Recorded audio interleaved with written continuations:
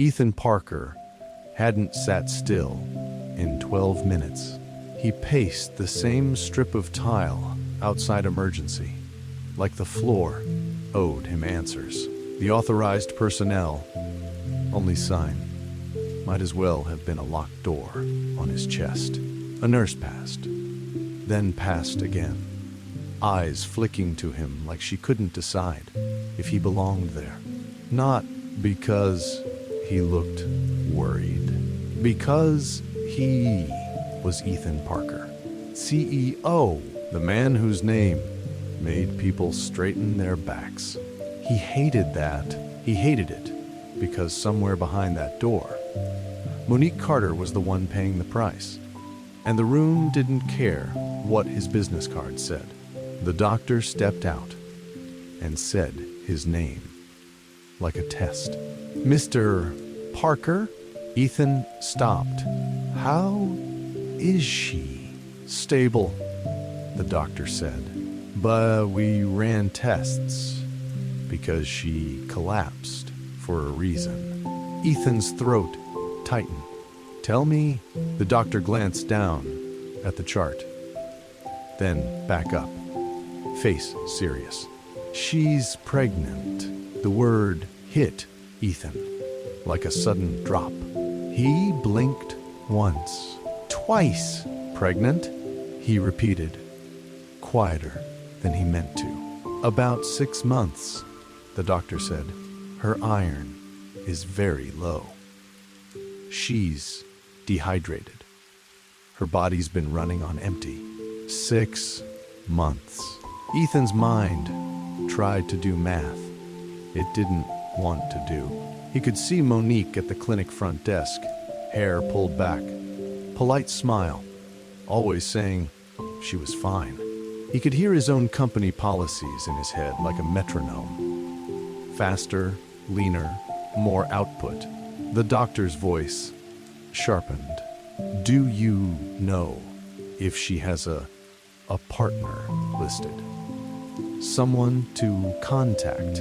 Ethan swallowed. I don't know. The doctor studied him. No emergency contact? No, Ethan said, and the word sounded like an indictment. Down the hall, a set of doors opened. A rolling bed passed. A patient's family cried softly. Real life, real consequences. Ethan's phone buzzed. Shanice, he answered instantly. Where are you? Parking, Shanice said, breathless. I'm coming. Ethan, she was shaking. She begged me not to call her mom because she didn't want her mama worried. She said she just needed to finish her shift. Ethan closed his eyes for a second. She hasn't been eating, Shanice continued. She's been pushing too hard. I told her to sit, and she said she couldn't. She said if she got sent home again, she'd fall behind. Ethan opened his eyes. The doctor was still watching Kim. What happened before she collapsed? The doctor asked. Ethan's voice went tight. She was at work. The doctor's stare hardened. Work. While 6 months pregnant and medically depleted, Ethan felt heat crawl up his neck. He wasn't angry at the doctor. He was angry at the truth. He'd built an entire culture that rewarded fine. He'd praised people who never complained.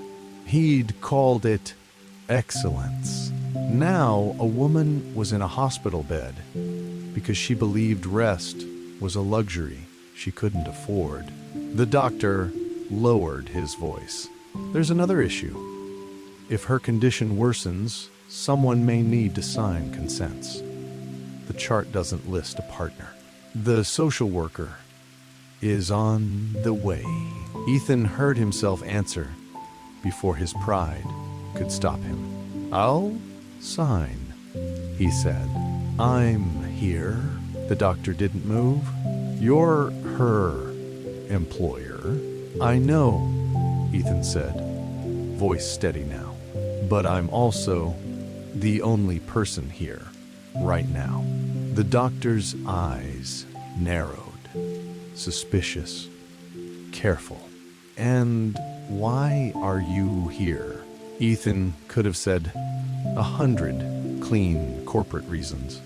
He told the messy one, because I pushed a system that made her think she had to suffer quietly, Ethan said.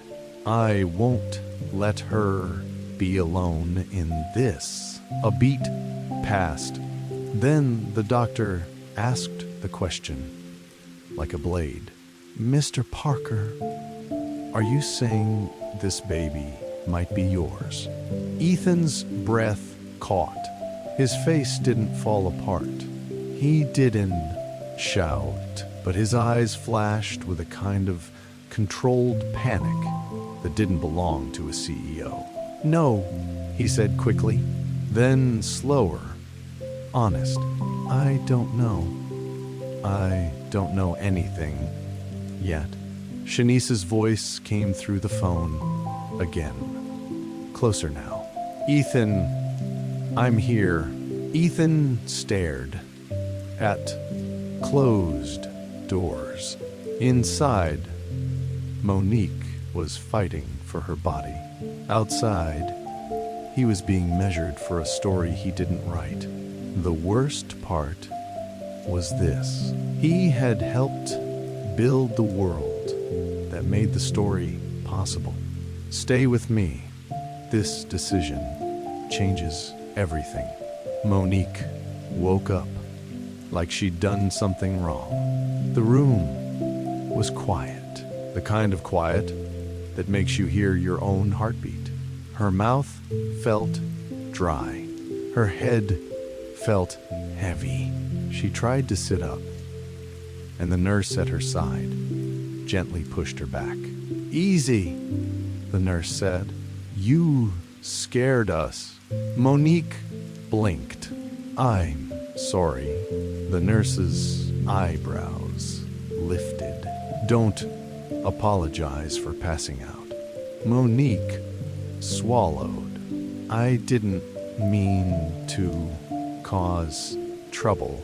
That was the first lie she told, even half awake. Trouble was what she'd been avoiding for months. Shanice sat in the chair beside the bed, arms folded, eyes red, like she'd been holding anger in all night. You good? Shanice asked. Monique tried to smile. I'm fine. Shanice leaned forward, voice low. Don't say that to me.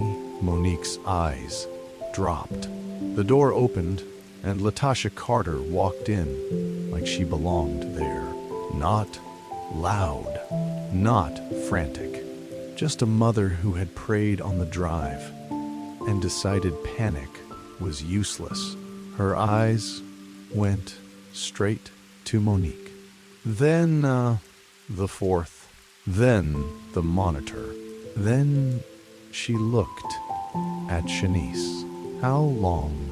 All night, Shanice said. Latasha nodded once, then took Monique's hand. Bay? Monique's lip trembled. Mama, I didn't want to worry you. Latasha squeezed her hand. You don't get to protect me by hurting yourself. Monique tried to turn her face away, embarrassed. I should have eaten. Latasha's tone stayed calm, but the disappointment was real. You should have rested. You should have asked for help. But I understand why you didn't, Monique whispered. People don't help for free. Latasha leaned closer. Then we make it formal. We make it right. Nobody gets to buy you. A knock came. A hospital social worker stepped in with a clipboard and a professional smile that didn't hide urgency. Ms. Carter, she said, we need to confirm your support person. If your blood pressure rises again, or if anything changes quickly, we need someone authorized to make decisions. Latasha stood immediately. That's me. The social worker nodded. I'll need your ID. Latasha handed it over without hesitation. The social worker glanced at the chart. It looks like someone signed interim contact last night. Monique's stomach. Mank. Who? Shanice's eyes shifted toward the door, like she already knew. The social worker said the name carefully. Ethan Parker. Monique's face tightened. Why would he? Latasha's voice cut in, firm, because the hospital demanded someone, and he was there. Monique's cheeks burned. That's humiliating. Latasha's eyes stayed sharp. Humiliating is a company pushing a pregnant woman until her body quits. Paperwork is just paper. Another knock. Ethan stepped in, not in a dramatic way. No big entrance. Just a man in a clean shirt with a tired face, holding a folder, like he'd been awake since the moment she fell. Latasha turned fully toward him, protective, on instinct. Ethan stopped at a respectful distance. Ms. Carter. Latasha's voice stayed steady. My daughter is not a problem for you to manage. Ethan nodded once. Then I won't let anyone treat her like one. Monique tried to sit up again, pride flaring. Ethan, you shouldn't be here. Ethan didn't argue. He put the folder down on the counter and spoke to Latasha and the social worker, not over Monique's head, but with clear structure. I've asked HR to activate paid medical leave immediately, Ethan said. Full coverage, no penalties. Her role is protected. Her schedule is frozen until her doctor clears her. Monique blinked. You can do that. Ethan met her eyes. I can do what should have been done before. Latasha's gaze narrowed.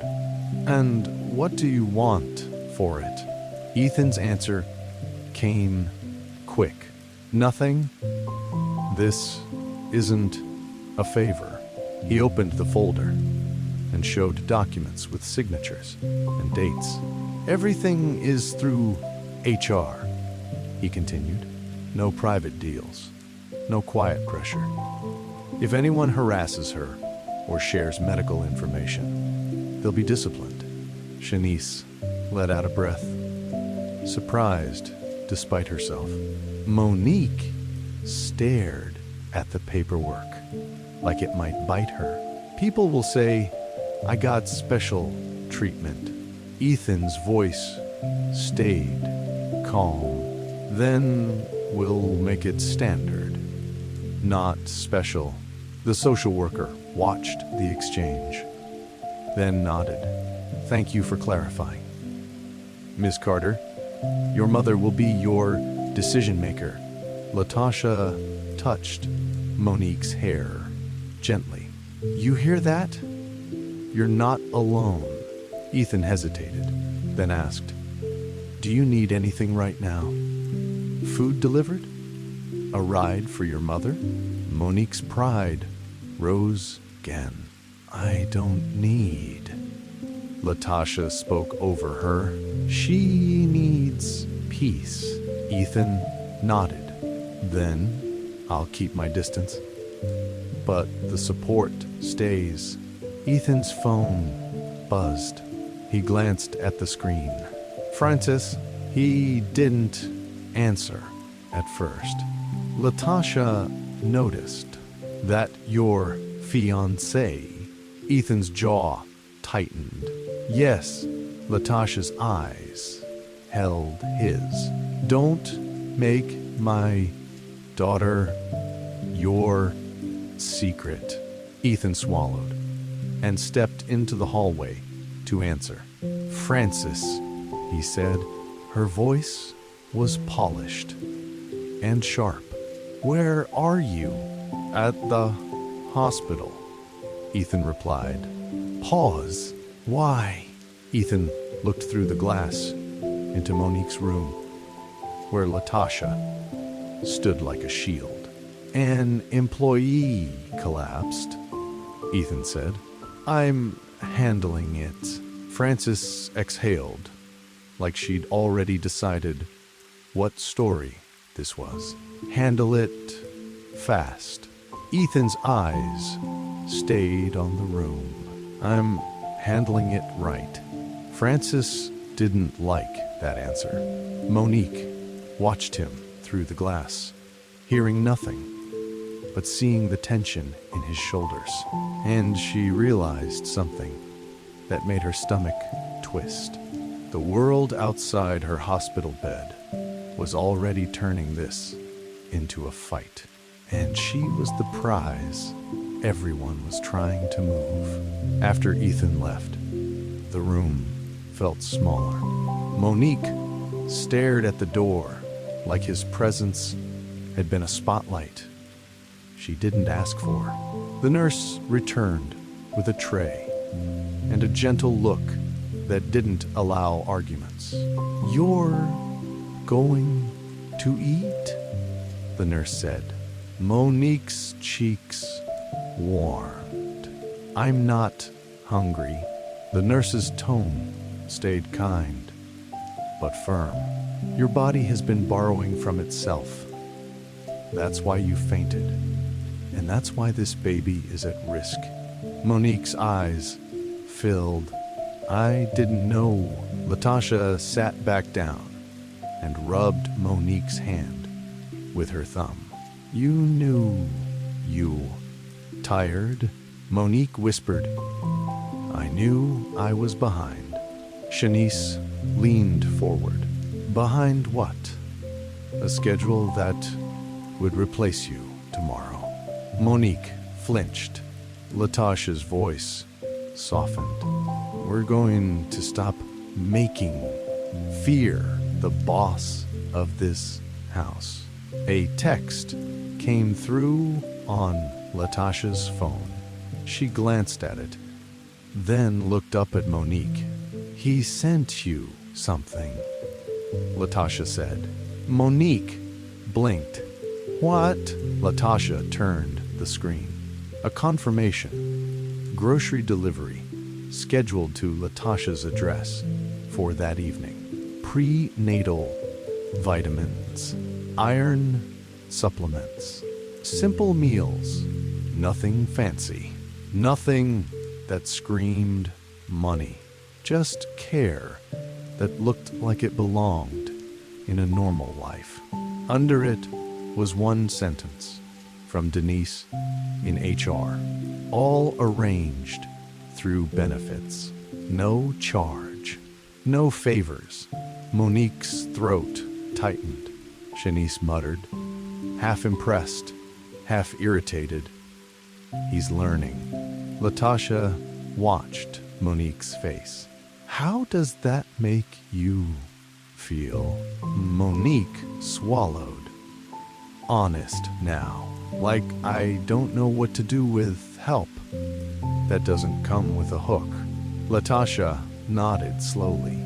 Then you learn to accept it when it's clean. Monique looked down at the tray.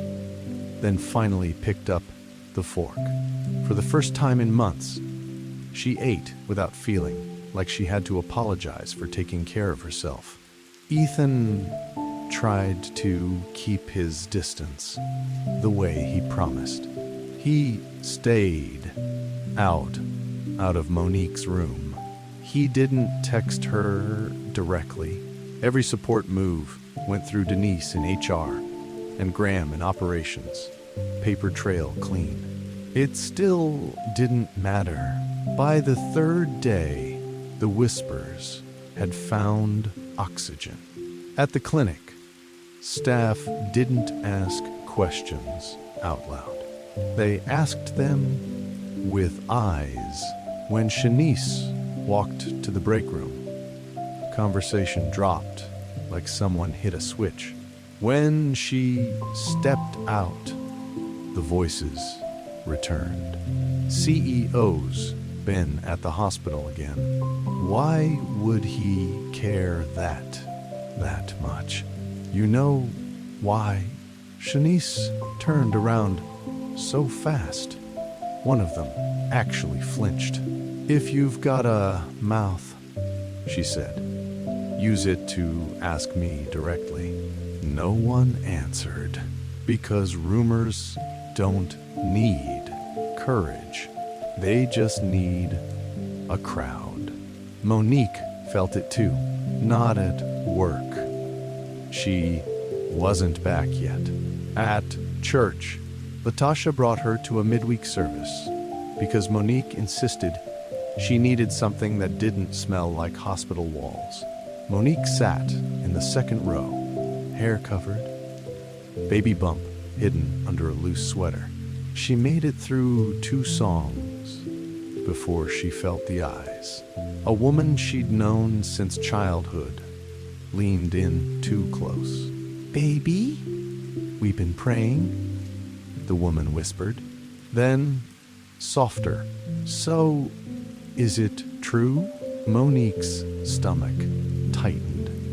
What? The woman's eyes slid toward the aisle, as if Ethan might walk in wearing a suit. That the CEO. You know, Monique sat up straighter. No, the woman's mouth made a little O, like she'd been disappointed. Well, people say he been showing up, like a lot. Latasha leaned in, voice low but sharp. People say all kinds of things when they don't have a life. The woman pulled back, offended, and moved down the row. Monique's face burned. I can't even worship without being watched. Latasha's eyes stayed steady. Then we leave. Your peace comes first. Outside the church, Monique hugged her coat tight around herself. I feel dirty, she whispered. Latasha turned to her immediately. Don't you ever say that. You are not shame. Monique swallowed. I'm a headline. Latasha's voice softened.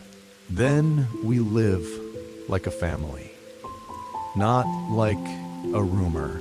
The next morning, Ethan got cornered by William in the company garage. William didn't waste time. You're making yourself look like her savior. Ethan kept walking. I'm not saving anyone. William matched his pace. It reads like guilt. Ethan stopped at his car and turned. It reads like responsibility. William's jaw tightened. Responsibility is private. Image is public. Ethan's eyes hardened. That's the problem. William stepped closer. You can't be the CEO and the rescuer. You'll lose both. Ethan's voice stayed calm. Then I'll lose the title before I lose my conscience. William stared at him like he'd spoken a foreign language. Later that day, Frances showed up at the hospital. Polished hair, perfect coat, a face built for quiet judgment. She found Ethan near the nurse's station, speaking to Denise on the phone about leave paperwork. Frances didn't greet him. She scanned the hallway first. "So it's true," she said. Ethan ended the call and faced her. "What's true?" Frances's mouth tightened. "That you're here again." Ethan's tone stayed even. "An employee is in a medical crisis." Frances's eyes flicked toward Monique's room. "And you've decided to make it your crisis." Ethan's jaw tightened. "I didn't decide. It happened." Frances lowered her voice as a nurse passed.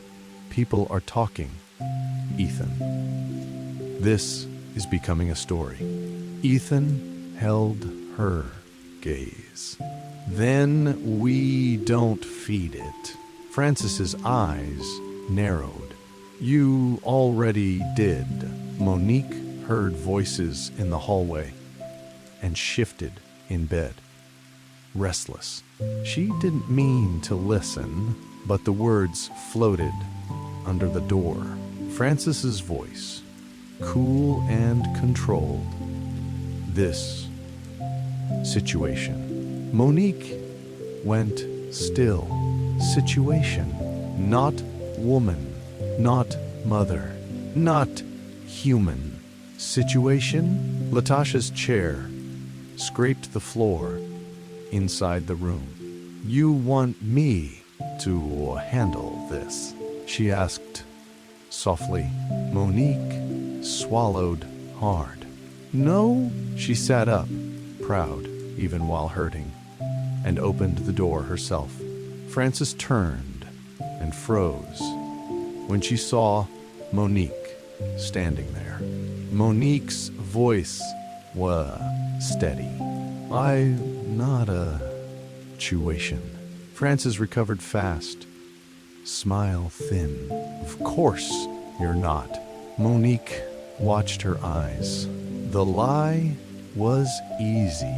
Ethan stepped between them slightly. Not aggressive, just protective. Monique's voice tightened. "Ethan, you don't owe me anything." Ethan looked at her, then answered quietly so only she could hear. "Owing isn't the point," he said.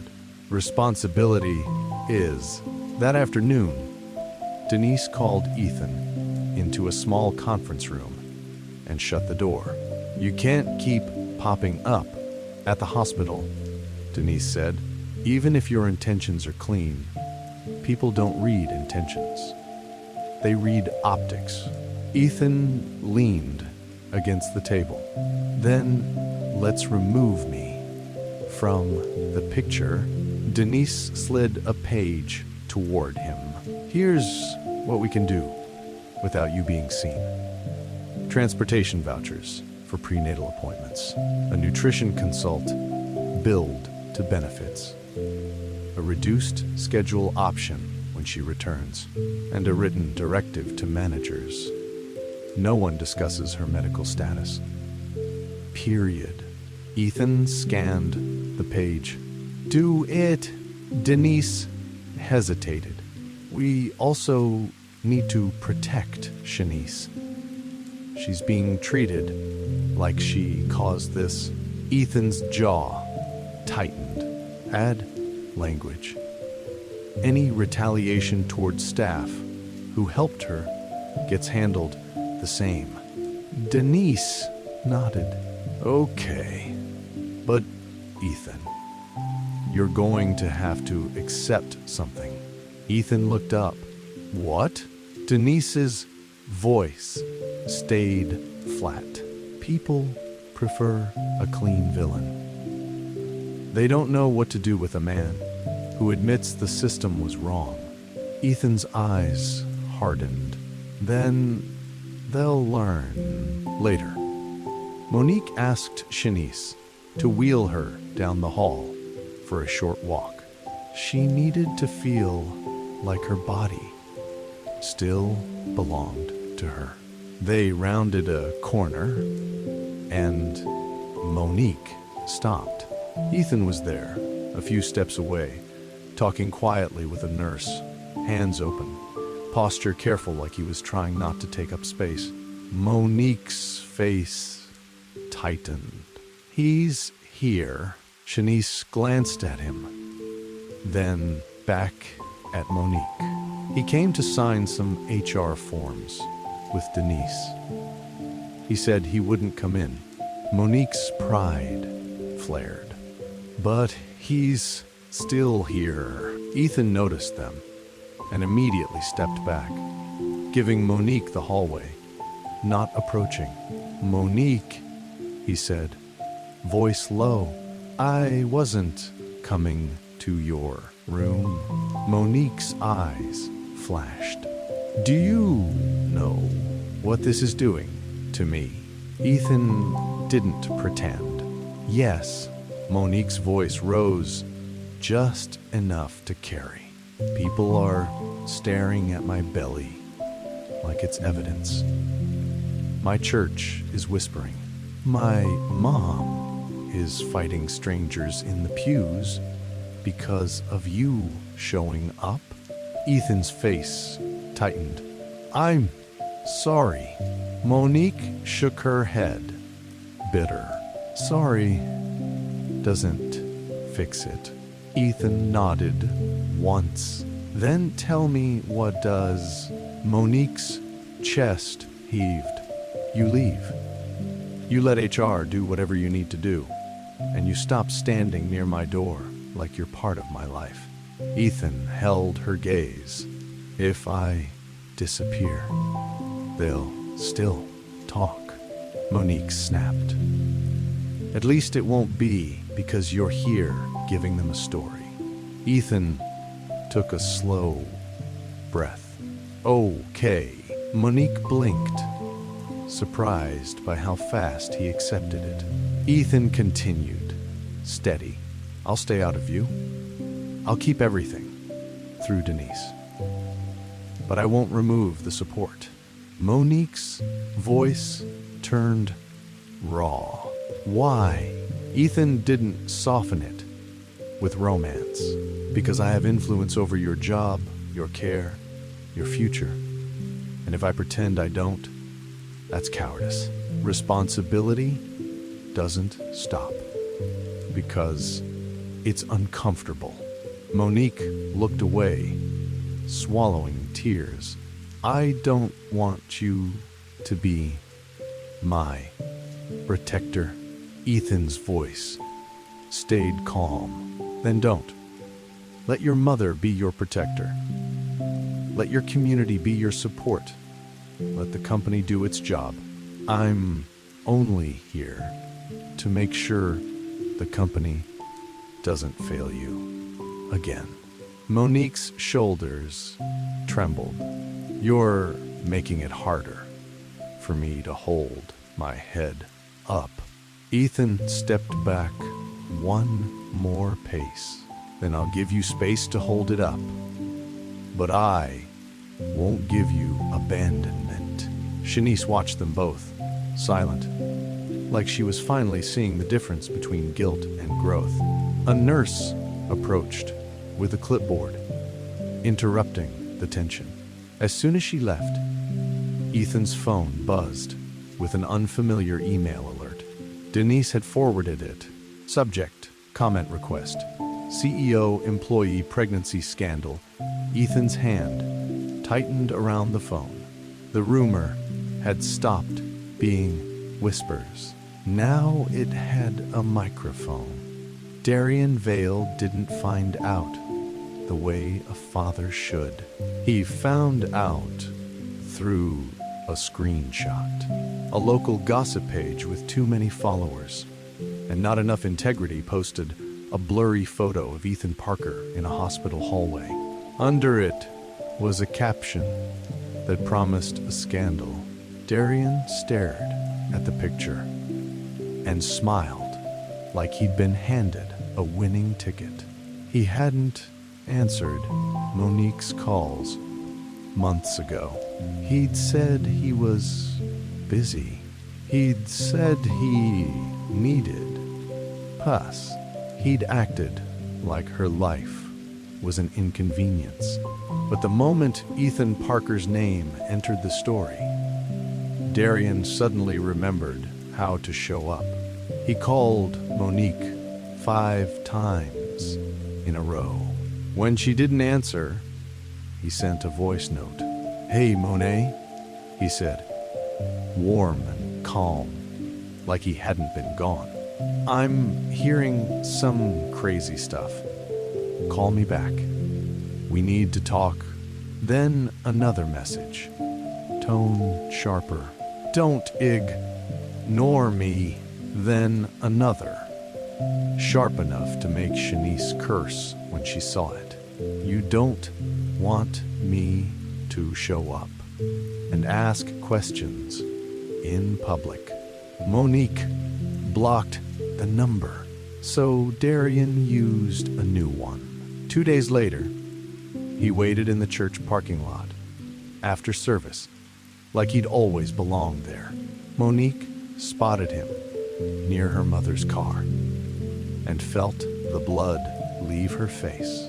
Shanice stepped in front of her instinctively. "Nope." Darian grinned. "Relax. I'm not here to fight." Monique's voice came out thin. "Why are you here?" Darian's smile stayed fixed. "Because you're pregnant." Monique swallowed. "You don't get to say it like that." Darian leaned closer, lowering his voice. "I get to say it however I want, if it's my baby." Latasha appeared beside Monique like a wall. "Step away from my daughter." Darian lifted his hands, pretending innocence. "Ms. Carter, I'm just trying to the right thing." Latasha's eyes didn't soften. "You never cared about right. You care about control." Darian's smile faded for half a second, then returned. "Control? No. I care about being cut out." Shanice snapped. "You cut yourself out." Darian's eyes slid past them, scanning the lot like he was imagining cameras. "All I know is people are saying a CEO is around my child. That's not happening without me being involved." Monique's voice shook with anger. "You weren't involved when I needed you." Darian's face hardened. "Don't do this here." Latasha pointed toward the exit. "Leave." Darian stared at Monique, then said softly, the way men threaten when they want to sound reasonable. "Call me," he said, "or I'll make sure we talk another way." He walked off with a calm stride, like the pressure he'd just applied was normal. Monique stood frozen for a moment, then whispered, "I told you it would get worse." That was why, when Ethan asked later, she finally said Darian's name out loud. The first time Monique said Darian's name out loud to Ethan, she did it like she was admitting a weakness. It happened in Latasha's living room, a week after the hospital, When Monique finally agreed to meet Denise for a privacy plan briefing at the house instead of at work, Denise sat on the couch with a folder. Shanice stood by the window, watching the street like she expected trouble to pull into the driveway. Ethan arrived last, not in a fancy car, not with assistants, just him, standing at the door like a guest, waiting to be allowed in. Latasha opened it, eyes still cautious. Ethan didn't step over the threshold until she stepped back. "I won't stay long," he said. Denise began. "Monique, this plan covers medical privacy, schedule protection, and non-retaliation. You're covered." Monique nodded, staring at the papers. Denise pointed. "If anyone contacts press, it routes to legal. If anyone harasses you, you report it here. If you choose a transfer, you control the timeline." Shanice muttered.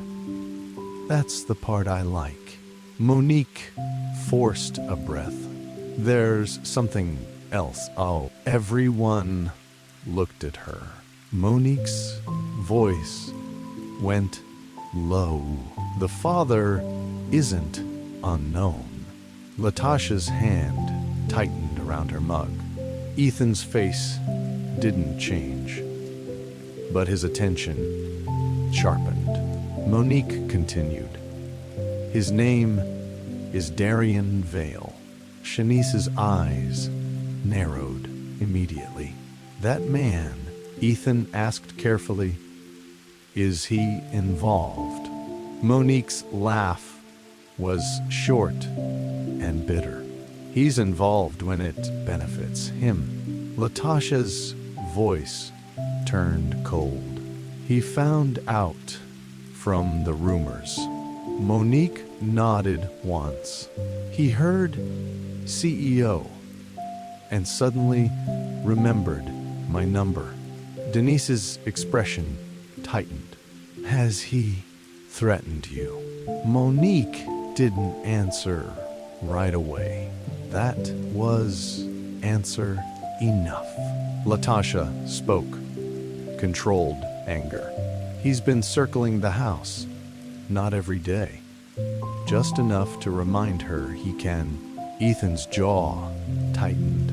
"We can arrange a restraining order," Monique snapped. "No." Silence. Ethan stopped immediately. "Okay." Monique's chest rose and fell. "I don't want court. I don't want headlines. I don't want my baby turned into a fight." Shanice couldn't hold it. He already turned it into a fight. Monique's eyes flashed. "And I'm trying to stop it from getting worse." A car door slammed outside. Shanice moved to the window. Fast. "He's here."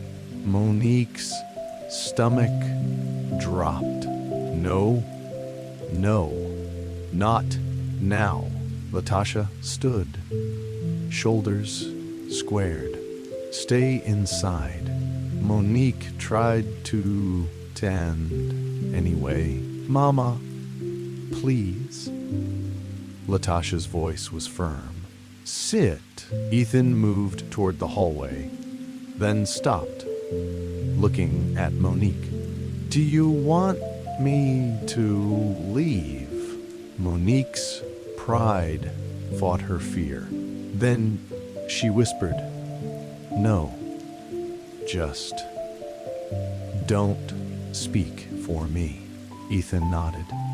"Won't." Darian knocked like he owned the porch.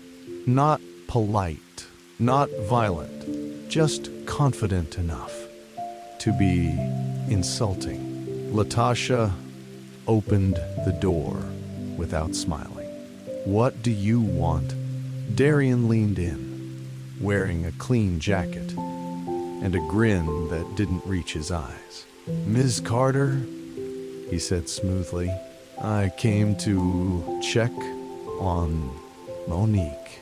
Latasha's voice stayed flat. "You came to check on money." Darian's smile tightened. "I'm her child's father." Latasha's eyes cut. "You're her child's biological contributor. Don't confuse that with safety." Darian's eyes shifted over Latasha's shoulder and landed on Ethan in the hallway. His grin widened instantly. "Oh, now I understand." Ethan didn't move. "You need to leave." Darian laughed softly. "You talking like you live here." Monique stepped into view, hands shaking. Darian, his face changed on cue, softened. "There you are." Monique's voice was tight. "Why are you here?"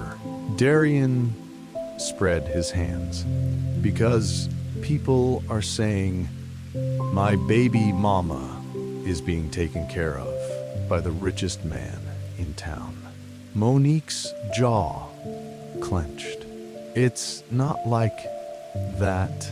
Darian tilted his head, pretending concern. "Then explain it." Latasha stepped forward.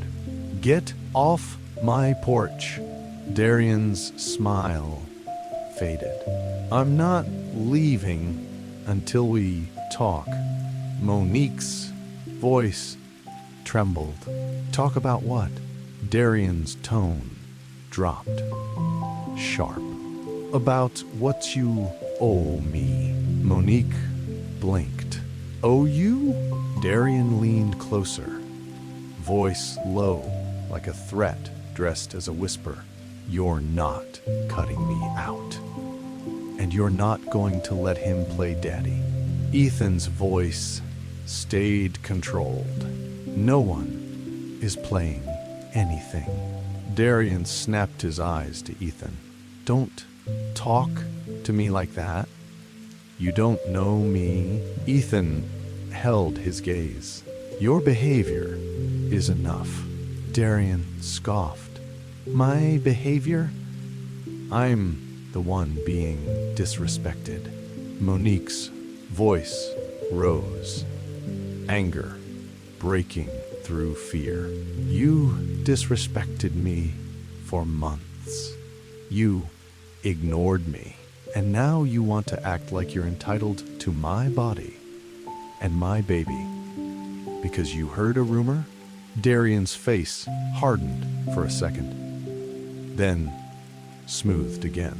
"Monique, don't do this in front of them." Monique's hands. "In front of who? My mother? My friend? Or my boss?" She said, "Boss," like it burned. Then she turned to Ethan, voice sharp. "You're not my protector."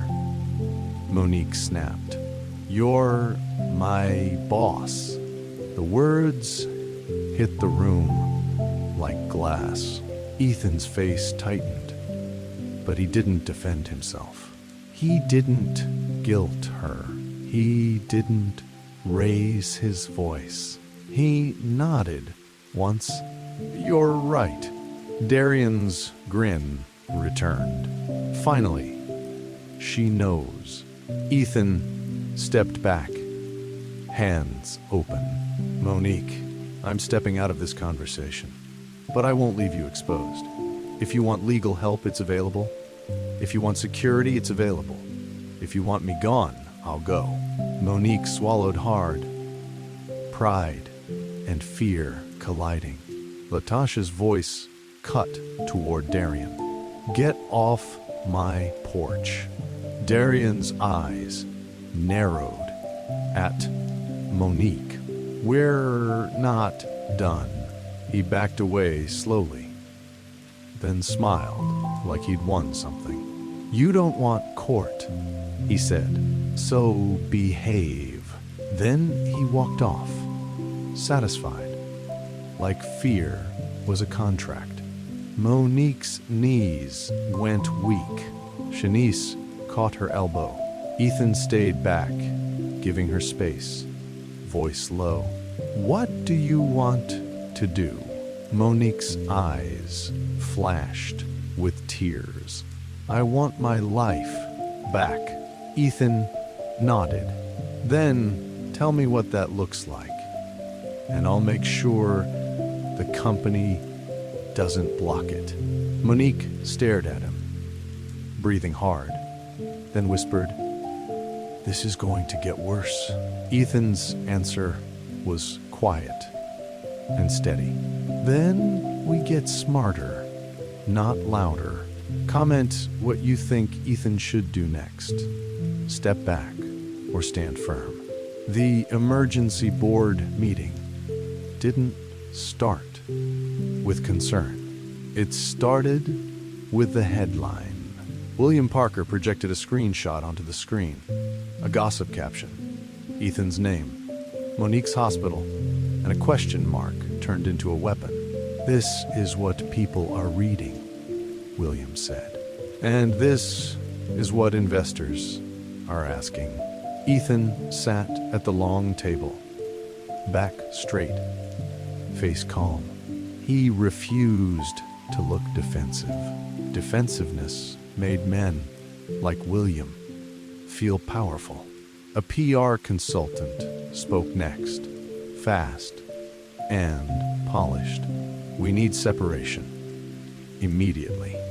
The narrative is that the CEO is involved with an employee. Whether true or not is irrelevant. The perception is toxic. A board member leaned forward. What's the solution? The PR consultant smiled like it was simple. A private settlement. Quiet relocation. Non-disclosure. We support her financially. She disappears from the story, and the company denies involvement. Ethan's eyes hardened. You want to pay a woman to vanish. The PR consultant didn't blink. We want to protect the company. William's voice cut in. This is business. Don't make it personal.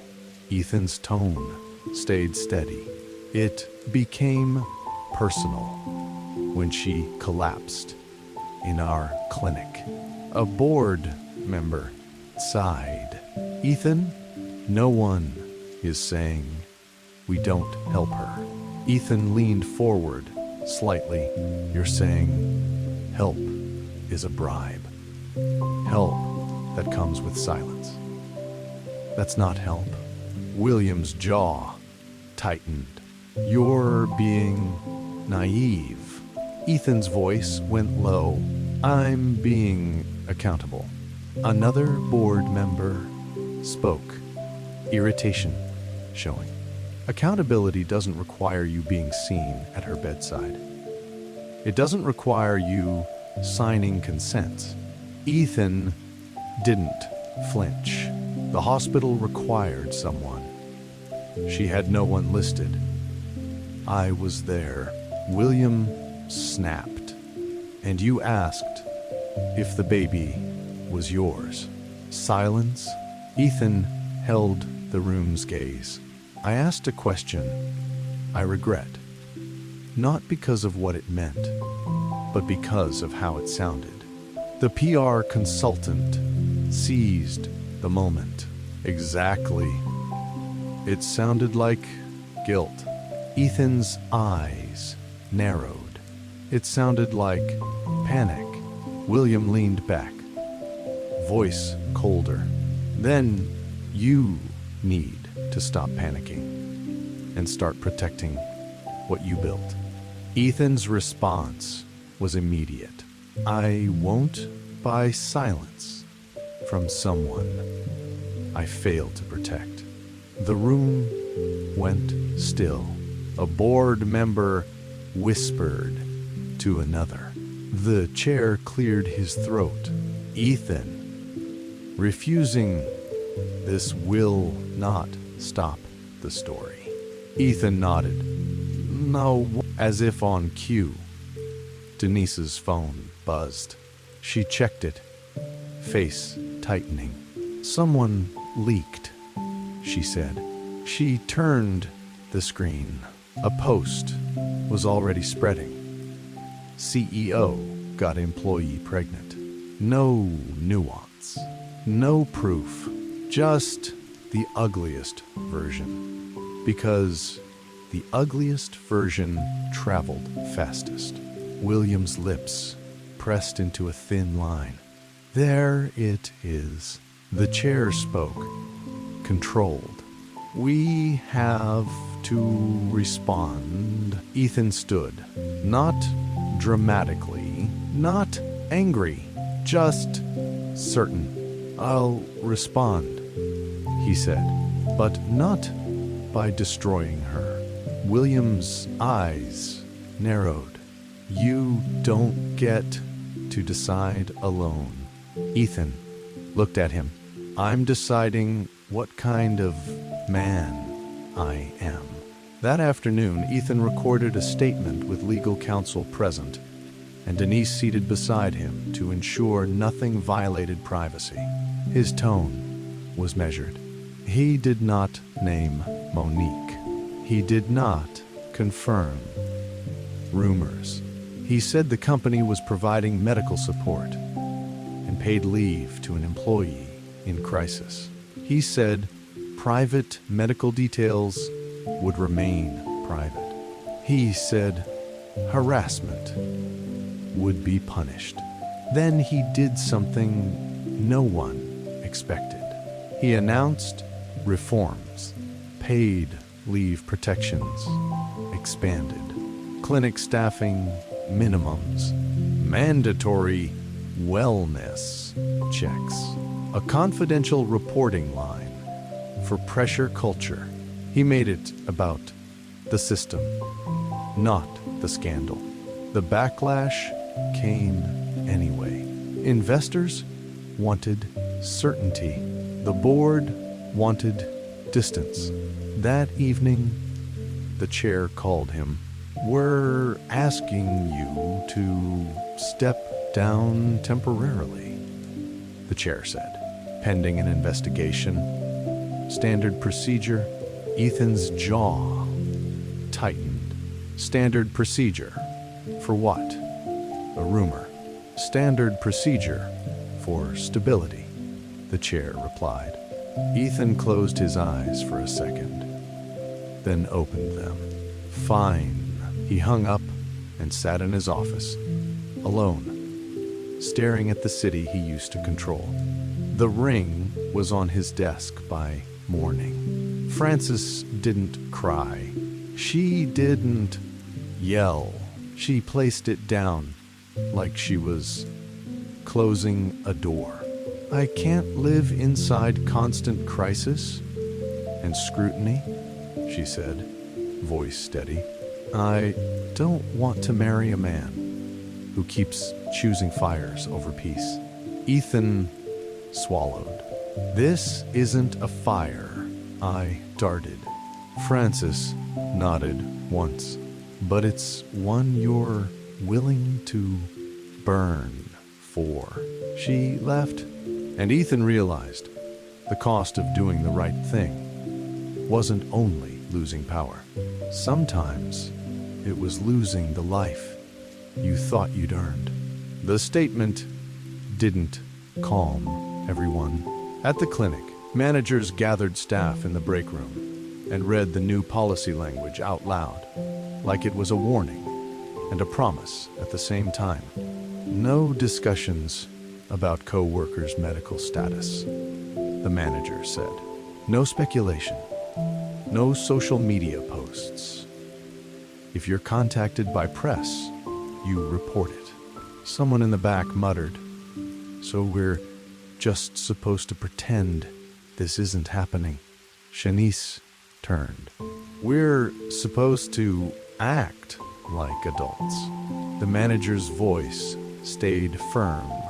"This is happening, and this how we handle it."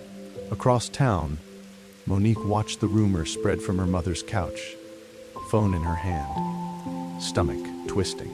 She wasn't named, but she could feel herself being described.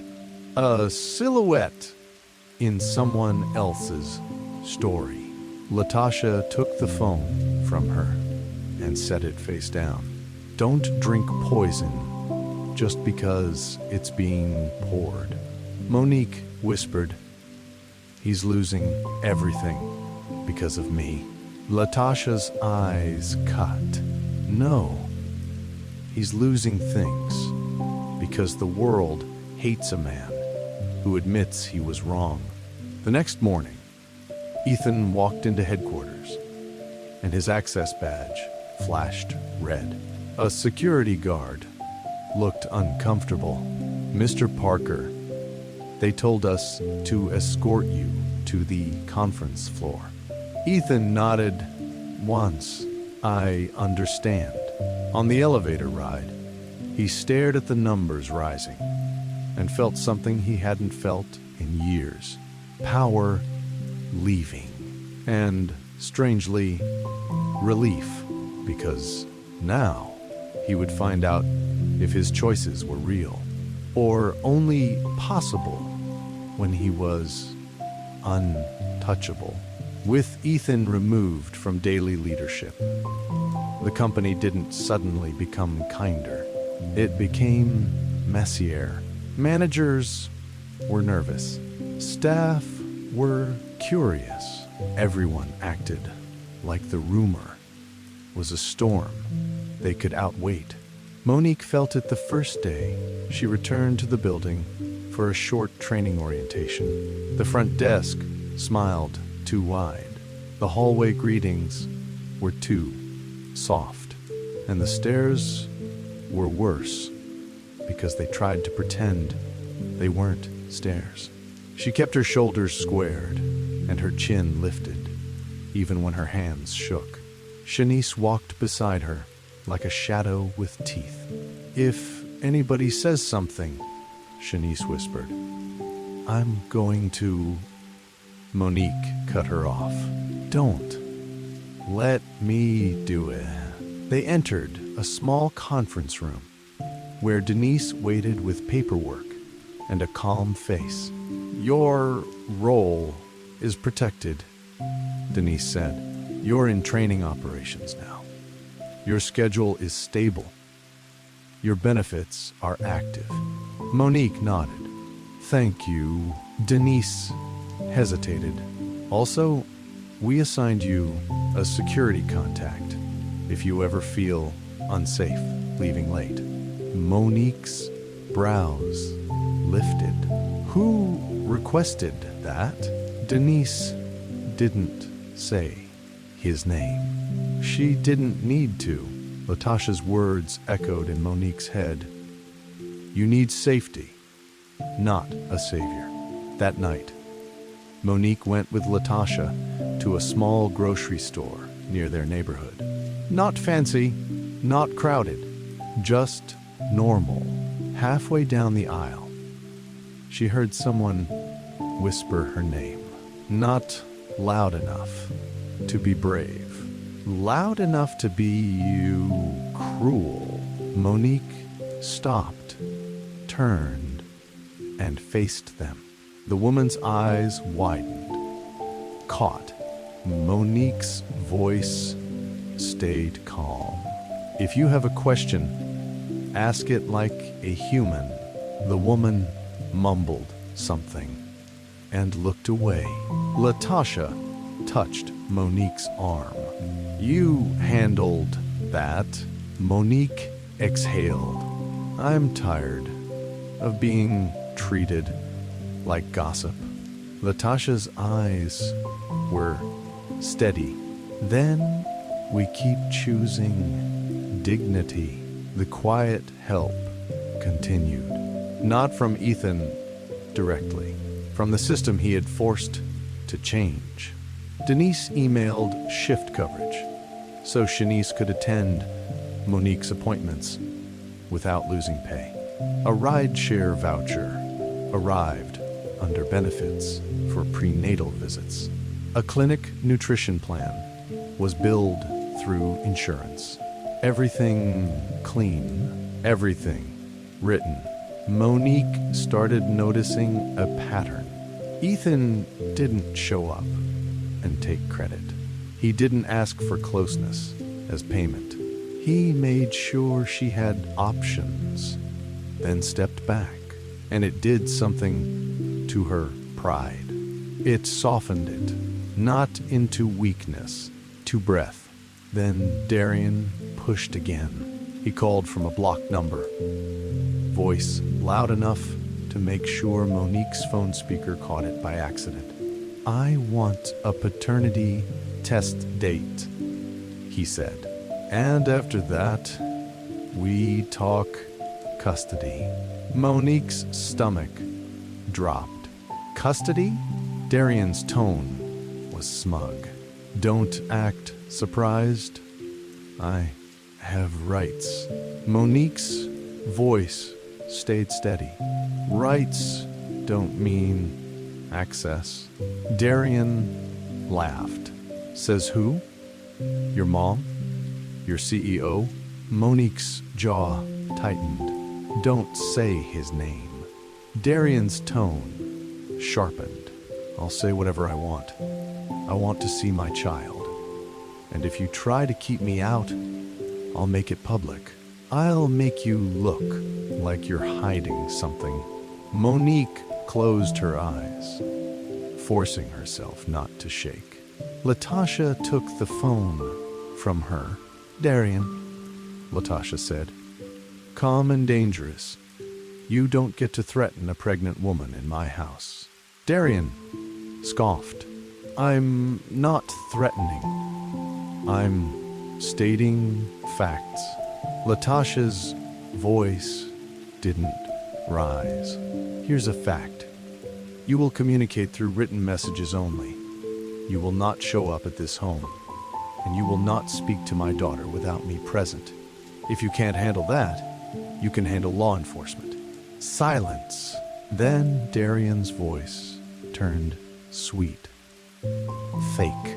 So you got lawyers now." Latasha's tone stayed flat. "We got boundaries." Darian hung up. Monique stared at her mother, breath shaking. Latasha looked back at her daughter. "You hear me? Distance doesn't mean abandonment. It means we choose who gets access." Monique swallowed, because for the first time, she realized Ethan was choosing the same thing. Access by permission, not by power. The judgment didn't always come face to face. Sometimes it came as a note left on a chair in the training room. A sticky note, folded, no name. Heard it's the CEO's. Monique stared at it for a long second, feeling heat crawl up her neck. Shanice reached for it, furious. "Who did this?" Monique held up a hand. "Don't." She walked straight to Denise's office and placed the note on the desk. Denise's face tightened instantly. "Where did you find this?" "In the training room," Monique said. "I don't want speeches. I want action." Denise nodded once. "You'll get it within an hour." Denise gathered staff and said the words out loud, without softness. "This is harassment," she told them. "If you participate, you will be disciplined." If you think you're anonymous, you're wrong. No one admitted it, but the behavior stopped. That evening, Monique stepped outside the building and found a security officer standing by the entrance. Not close enough to hover, just close enough to be visible. He nodded politely. "Ms. Carter, I'm here to make sure you get to your car safely." Monique blinked. "Who asked for this?" The officer answered with the same careful language Denise used. "Company protocol." Monique looked past him and saw Ethan across the parking lot, speaking with Graham near a vehicle. He didn't look her way at first. When he did, it wasn't ownership. It was a check-in from a distance. "Are you okay?" Monique held his gaze for a second, then gave a small nod. "That's enough." Ethan nodded back, then turned away. No approach, no claim, just a man keeping his promise without demanding a reward. In the car, Shanice exhaled. He's actually doing it right. Monique stared out the window. He's doing it quietly. Shanice glanced at her.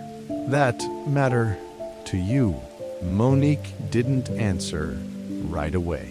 Then she said, barely above a whisper, "Yes," because quiet meant he wasn't trying to look like a hero. Quiet meant he wasn't trying to turn her pain into his image. Quiet meant the help could be real.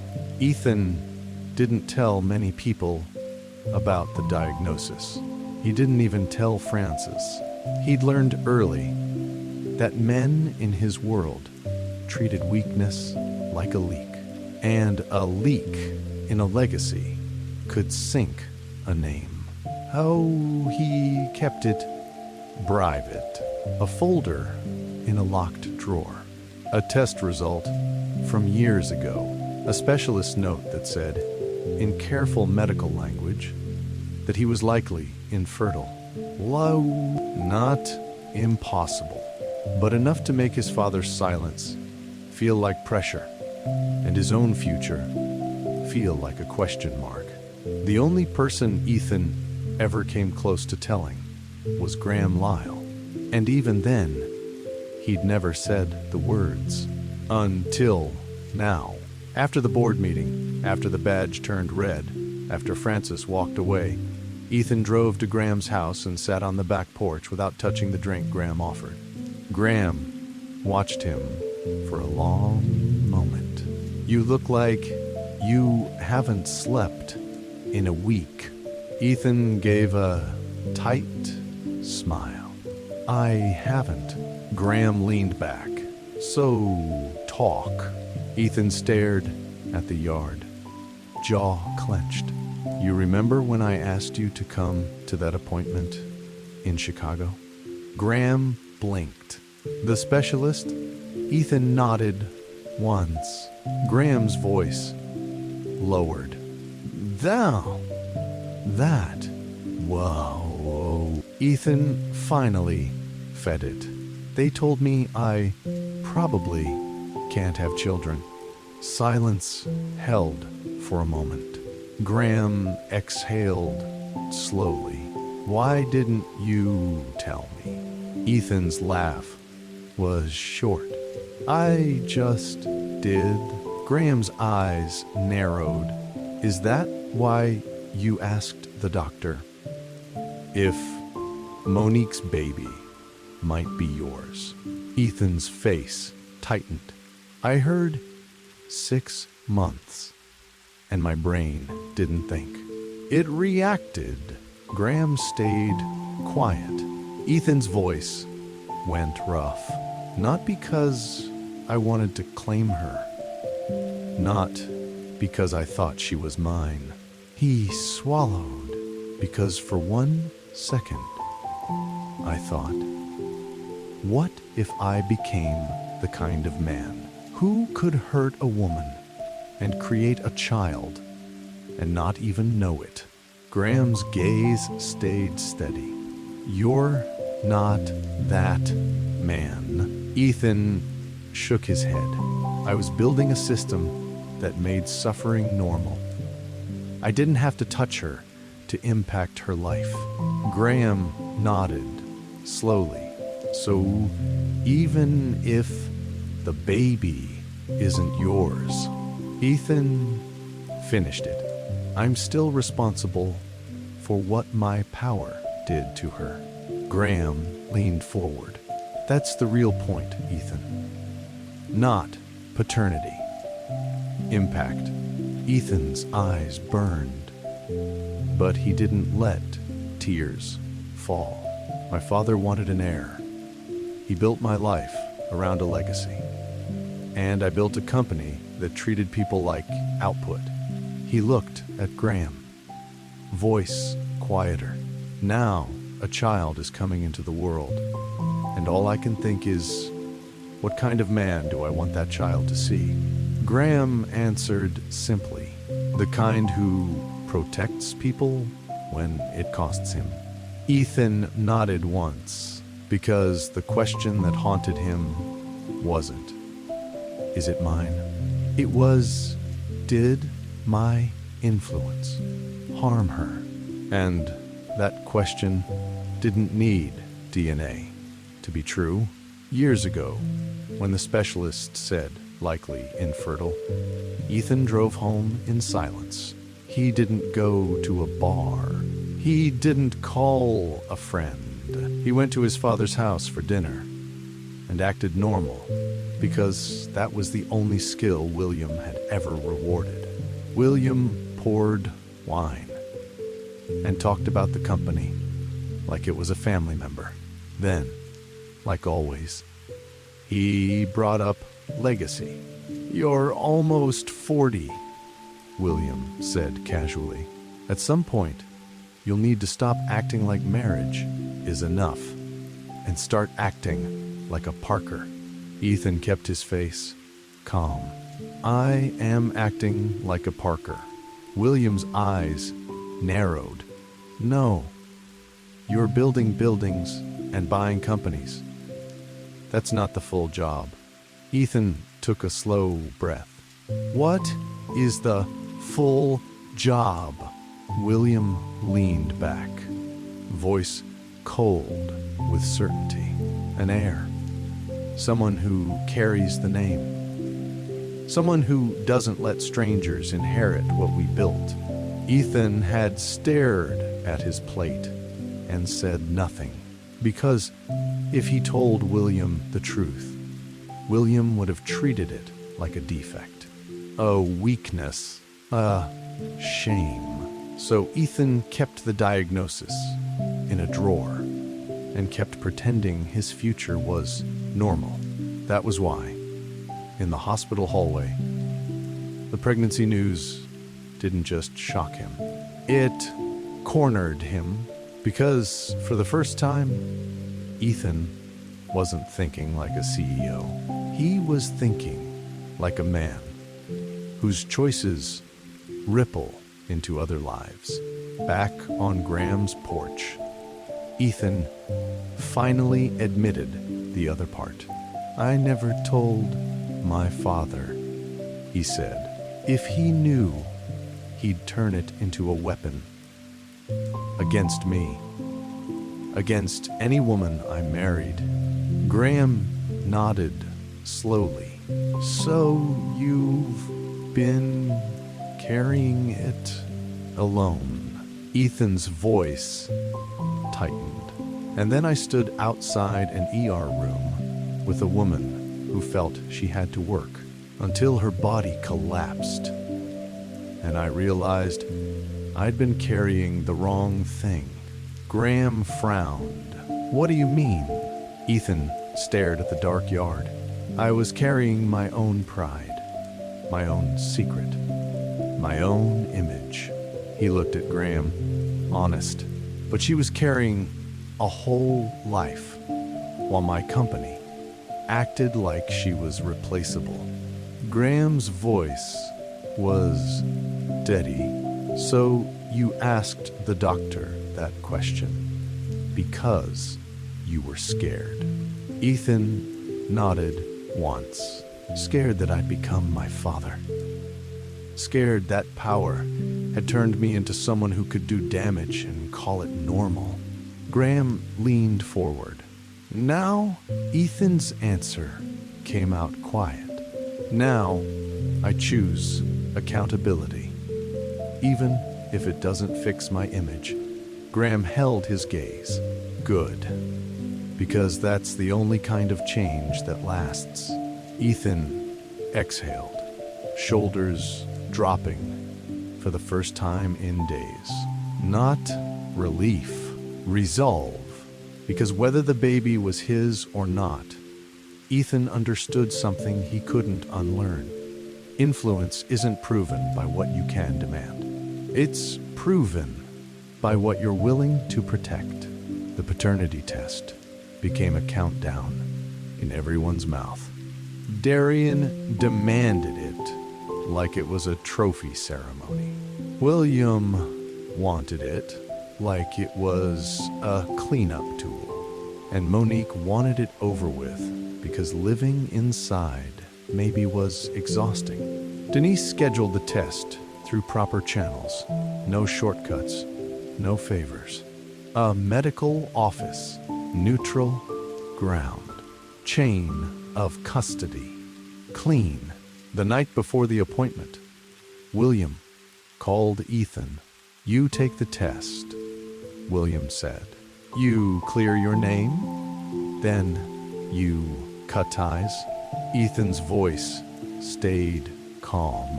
It's not my name that needs clearing. William scoffed. Don't be dramatic. Ethan's jaw tightened. This isn't a PR case. It's the person. William's voice sharpened. You're risking the company for one employee. Ethan replied, controlled. I'm correcting the company for one employee. William went quiet, then spoke colder.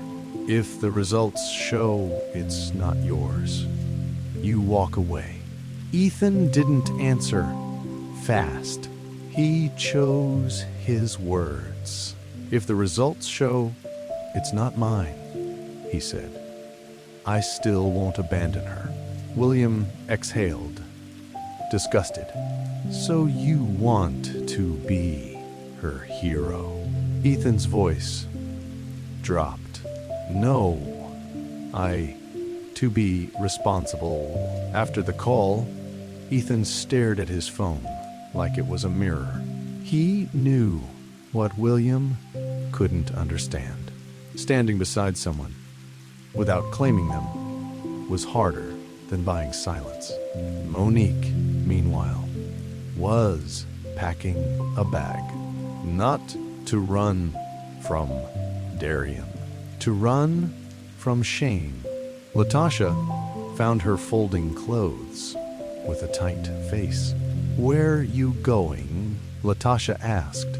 Monique didn't look up. Anywhere that isn't here. Latasha's voice stayed steady. You don't leave your life because people are loud. Monique's hands trembled. It's not just people.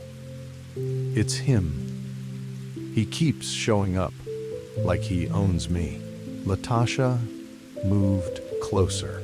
And you think leaving fixes that? Monique swallowed. I think leaving gives me air. Shanice walked in, eyes sharp. If you leave, he'll chase. He loves a chase. Monique's voice cracked.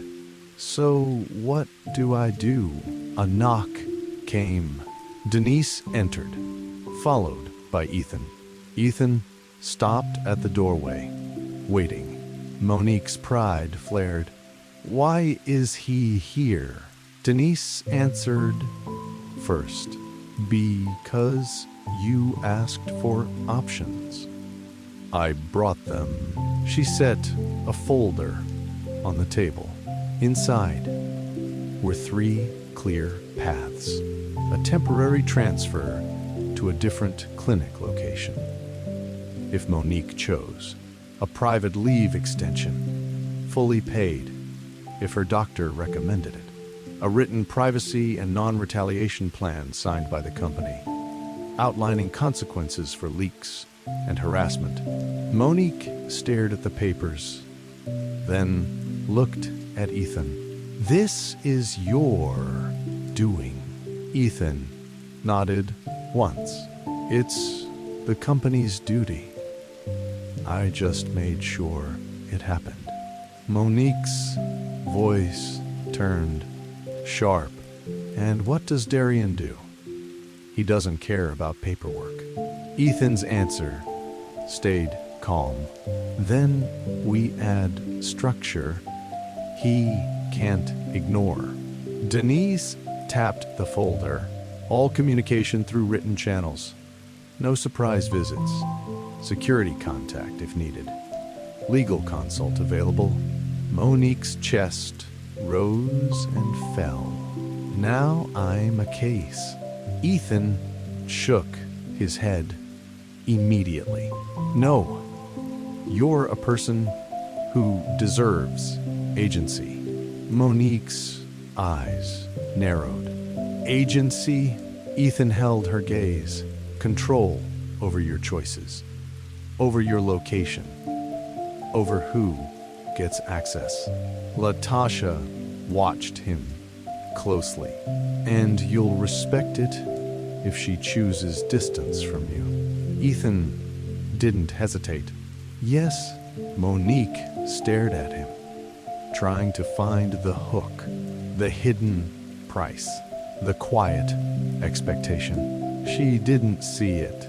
That scared her more than Darian's loud threats, because she didn't know how to handle help that wasn't trying to own her. The next day, they went to the medical office.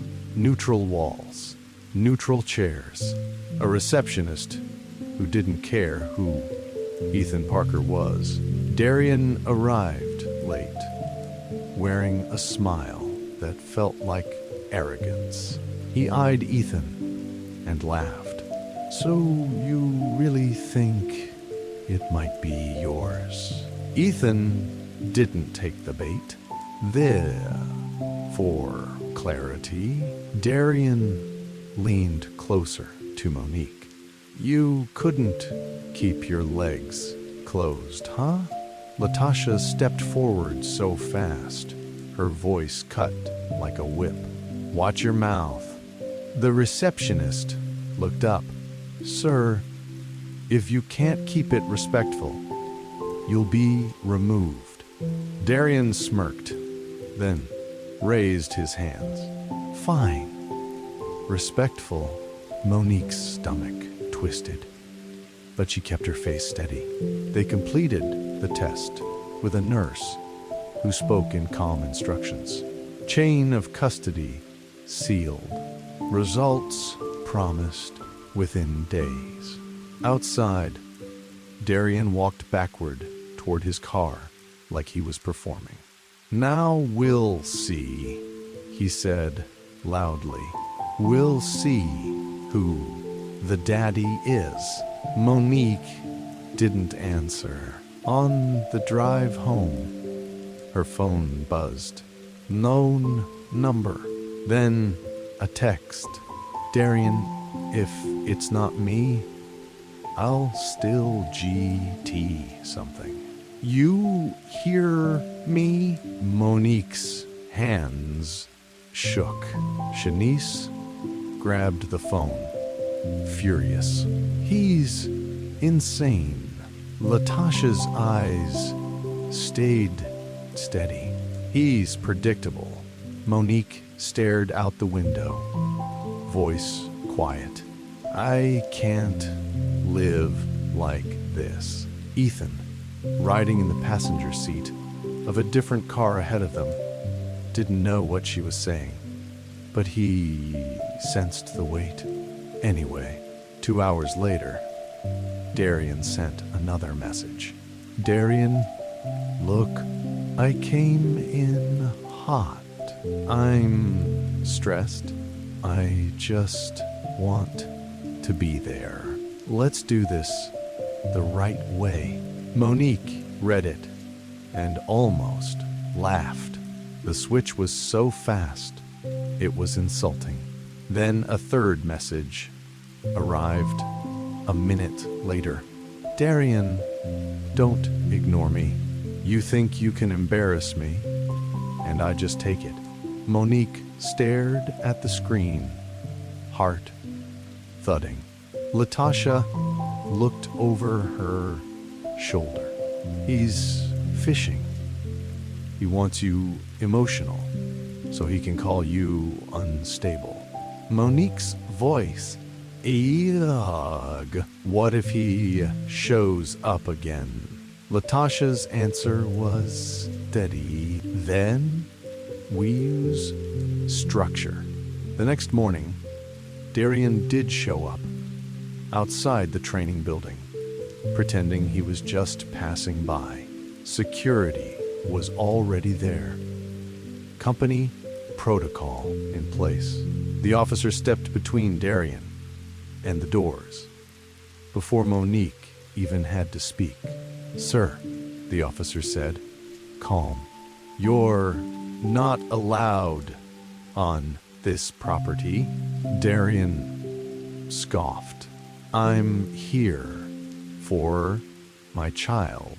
The officer didn't move. You're here to cause a scene. Step back. Darian's eyes cut to Monique like blame.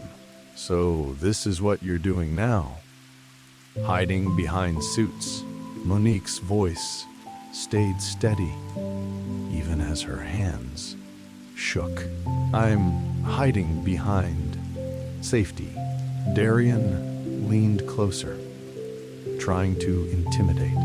You think that man can protect you forever?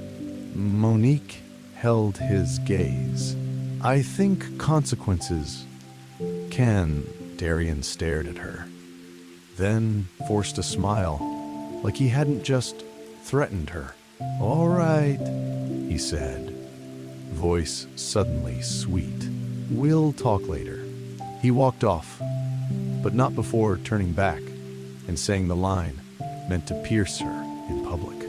You better hope that baby is mine, he called, because if it's not, you're going to look real crazy. Shanice stepped up beside Monique, furious. He's trying to break you, Monique whispered. He's trying to own me. Shanice nodded. And you're not letting him. Monique took a slow breath. For the first time, she didn't feel helpless. She felt protected by rules, by planning, by people who were choosing her safety over their comfort. That night, Denise called with an update. The lab is delayed, she said. 2 more days. 2 more days of rumors. 2 more days of Darian's threats. 2 more days of Monique wondering if the world would ever let her just be a mother. And in the middle of all that waiting, something inside her shifted. Not toward romance, toward realization. Ethan wasn't trying to own her story. He was trying to give it back to her.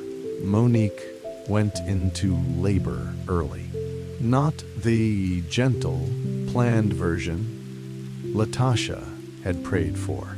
This sudden, a sharp pain that made her grab the kitchen counter and whisper, "No, not yet." Latasha was already moving. Shoes. Now, Shanice grabbed the hospital bag. "I'm calling the nurse line." Monique tried to breathe through it, but her body had made a decision without waiting for permission. On the drive, streetlights blurred past the window, and Monique stared at her hands, shaking. "This is my fault," she whispered. Latasha's voice stayed firm. "No, stress is heavy, and you've been carrying heavy for too long." At the hospital, the energy matched the first night, but this time, Monique was awake, choosing. She checked in with a tight voice. Shanice argued with a clerk who tried to ask too many questions. Latasha signed forms like she was signing protection. Then Darian showed up. Of course he did. He walked into the waiting area with the confidence of a man who thought biology was a key. "I'm here," he announced. "Where is she?" Security stepped in immediately. "Sir, you need to wait." Darian squared his shoulders. "I have rights." The guard's tone stayed calm. "You have rules." Darian's eyes flashed. "She can't keep me from my child." Shanice stepped forward. "She can keep you from her body and her room." "Back up." Darian glared. "You think you run this?" Latasha's voice cut through the noise like a bell. "My daughter is in labor. If you raise your voice again, you will leave." Darian scoffed. "So you got the whole team here?" He looked around the waiting room like he expected cameras. Then his eyes landed on Ethan walking in. No suit, no entourage, just a man in a plain jacket, face tight with worry, moving carefully like he didn't want to disrupt the space. Darian's mouth curled. "Look who came to play hero." Ethan didn't answer him. He went straight to Latasha and stopped. Latasha's eyes were hard. "If you're here to control, leave." Ethan's voice was quiet. "I'm here to protect her choices." Latasha held his gaze, testing him. Ethan didn't rush past her. He waited. Latasha nodded toward the hallway. "Then you with my Before Latasha let him anywhere near the room, she pulled Ethan aside into an empty corner of the hallway. "You hear me," she said, voice low. "My daughter is not your redemption." Ethan didn't look away. "I know." Latasha's eyes narrowed. "If she tells you to leave, you leave. If she tells you to be quiet, you be quiet. If she chooses a future without you, you don't punish her at work or in public." Ethan nodded once, agreed. Latasha studied him, searching for ego. "She didn't find it." "Then you can stand over there," she said, pointing to a spot near the wall.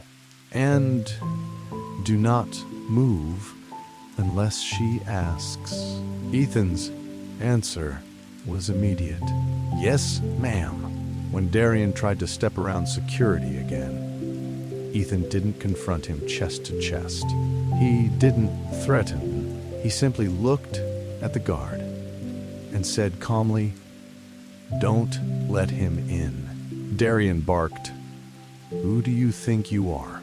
Ethan's voice stayed quiet. "Not decision maker." That line made Latasha glance at him again, surprised, because it was true. And because men like Darian hated truth, they couldn't bend. In Monique's room, the nurse adjusted monitors and spoke in calm instructions. Monique's hair stuck to her forehead. Her eyes were wet, but her voice was steady. "I want my mom," she told the nurse. "She makes decisions." The nurse nodded. "Okay." Monique swallowed and looked at Shanice. "And I want you here." Shanice's eyes filled. "Always." The nurse asked, "Do you have anyone else you want present?" Monique hesitated. Her pride flared. Her fear flared. Her heart did something quieter. "Ethan," she said, voice small but clear, "you can stay. If you can stay without taking over." Ethan stepped into view, slowly, like he was approaching something sacred. "I can," he said. "I will."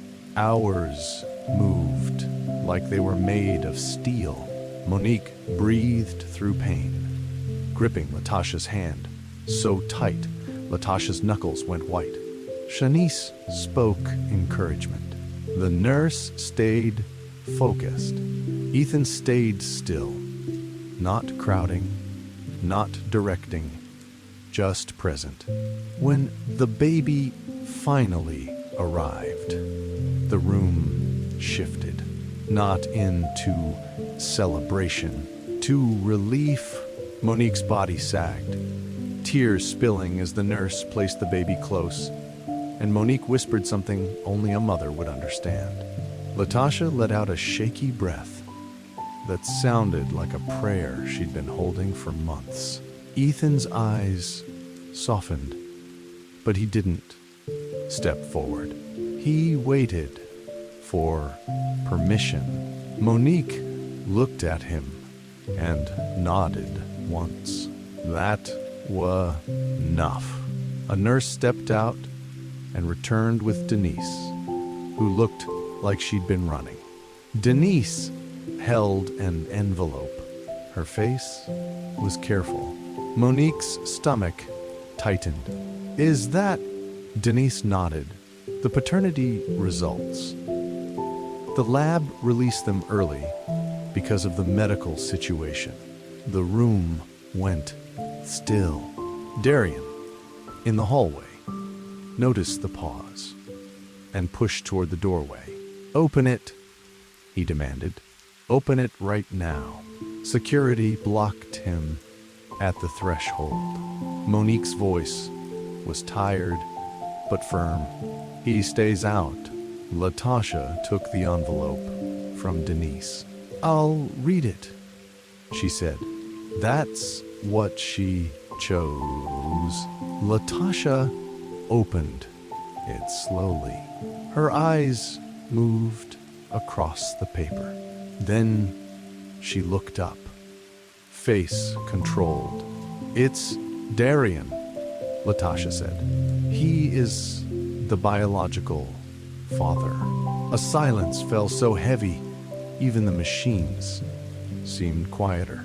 In the hallway, Darian shouted, "I knew it." He pushed again. Security held. Darian's voice rose. "That's my child. Move." Monique closed her eyes for a second, then opened them and stared at the doorway like she was staring down a past life. When she spoke, her voice was calm, not begging, not pleading. Final, being the father isn't the same as being safe, Ethan said quietly. Not to claim the child, but to state the truth. Darian laughed from the hall. Safe? I'm the dad. Monique's voice cut through him. You don't get access because you want to look important. Darian's face twisted. You can't do this. I have rights. Monique's eyes didn't shake. You will have a schedule. You will have boundaries. You will show up respectful, or you will not show up. Darian stared, stunned that she wasn't afraid. Monique continued, voice steady. You don't get to use my baby as a money play. You don't get to threaten me. You don't get to bring chaos into this room. Darian snapped. So you're going to let him raise my kid? Monique's answer was Demble. No one is raising my child but me. With my mother. With people who are safe. She looked at Ethan. Then. Not romantic, not possessive. Evaluating. Ethan didn't step forward. He didn't argue. He didn't claim anything. He said only, I'm here for whatever you decide. That was the payoff. Not a man winning. A woman choosing. And a powerful man proving his love wasn't a grip. It was restraint. The weeks after delivery were quieter, but not easy. Darian tried to act like the test result was a crown. He posted vague captions online. He told mutual friends he was a father now. He used the baby like a badge. Monique didn't engage. She used structure. Everything went through written channels. Visitation was scheduled. Late arrivals meant shortened time. Disrespect meant no access. The first time Darian tried to change plans last minute, Latasha replied with one sentence. That doesn't work for us. And it didn't. Because boundaries only fail when people stop enforcing them. Ethan kept his promise, too. He returned to the company under oversight and used the spotlight to cement reforms that would outlive any rumor. Paid leave became policy, not charity. Staffing ratios were enforced. Managers were trained to recognize burnout and stop glorifying it. The clinic's break room got real meal support, not a vending machine and a speech about resilience. William didn't praise Ethan. He didn't hug him, but one evening, when Ethan stayed late reviewing reports, William walked into the office and placed a folder on the desk. What's this? Ethan asked.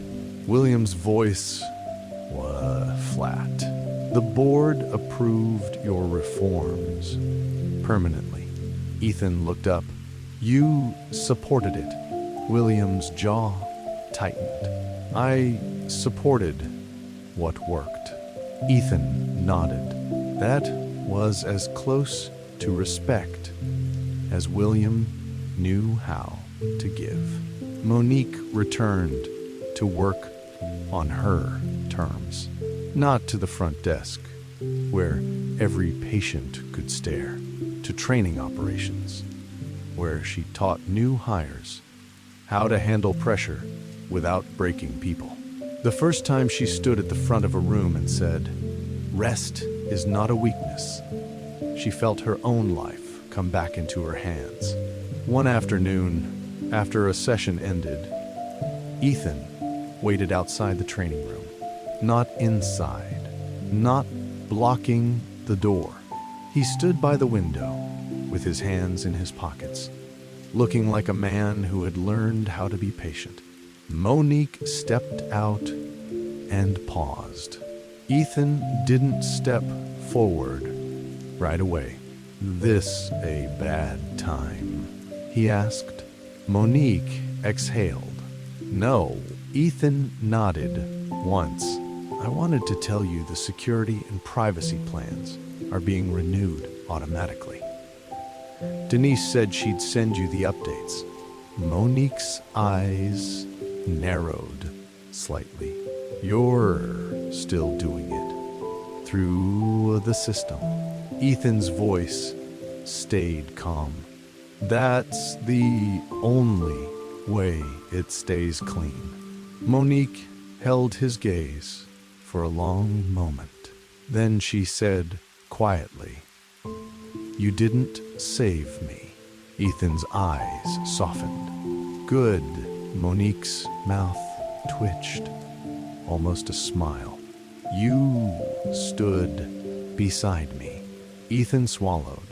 "That's the only way I know how to love without taking." Monique felt the words land in her chest, not as romance first, as safety first.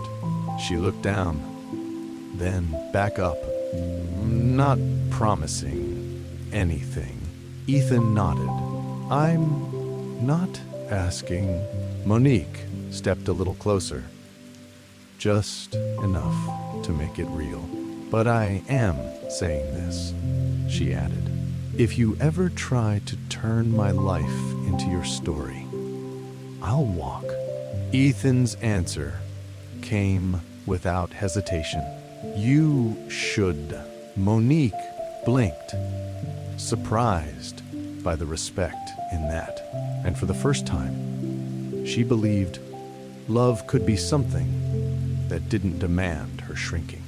It could be something that protected her dignity, something that proved itself when it didn't have to. Because power doesn't prove love. Responsibility does. What matters more to you? Being right or being responsible? Tell me below. On a Sunday morning, Latasha brought Monique and the baby back to church, not to prove anything, to reclaim what rumor tried to steal. People still looked, but the looks were different now. Less hungry, more unsure. The same woman who had asked, "Is it true?" approached slowly, hands folded. "I'm sorry," she said. "I talked when I should have prayed." Monique didn't give her a beach. She gave her a boundary. "Don't talk about my child like it's public," Monique said calmly. "But you can pray for us if you mean it." The woman nodded, humbled, and walked away. After service, Darian arrived for a scheduled visit and tried to bring gifts like they were apology. A toy, a blanket, a smile. Monique met him on the porch, baby in her arms, Latasha behind her. Darian's voice went sweet. We can do this easy." Monique's tone stayed calm. "You're 15 minutes late." Darian laughed. "It's not that serious." Monique didn't move. "It is." Darian's smile faded. "Come on, don't be like that." Monique held her gaze steady. "You get the time you respect. Today, you get less." Darian started to protest, then stopped when he saw Latasha's face. He swallowed his pride and nodded. It wasn't transformation, but it was compliance. And sometimes that's how safety starts. A week later, Shanice stopped by Monique's place with groceries and a grin. "You know what people are saying now?" Shanice asked. Monique raised an eyebrow. "I don't care." Shanice laughed. "They're saying the company changed because one woman refused to be quiet." Monique looked down at her baby and felt something warm rise in her chest. Not pride, relief, because her suffering hadn't been wasted. Later that evening, Denise texted Monique a simple note. "Reforms are permanent. Your protections renew automatically." Monique stared at the message for a second, then set the phone down. She didn't feel like a headline anymore. She felt like a mother with a future. Ethan showed up once, weeks later, only after Latasha approved it, and only after Monique invited him. He stood in the living room, hands visible, eyes soft, looking at the baby like he was aware that even being present was a privilege. Monique held the baby close and said quietly, "You can say hello." Ethan stepped closer, slow.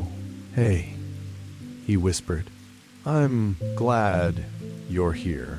He didn't touch unless Monique offered. When she finally placed the baby's tiny hand against his finger, Ethan's breath caught. Latasha watched him, still careful. Ethan looked up at her and nodded, grateful, not entitled. That moment didn't make them a family. It made something else. Trust earned, not bought.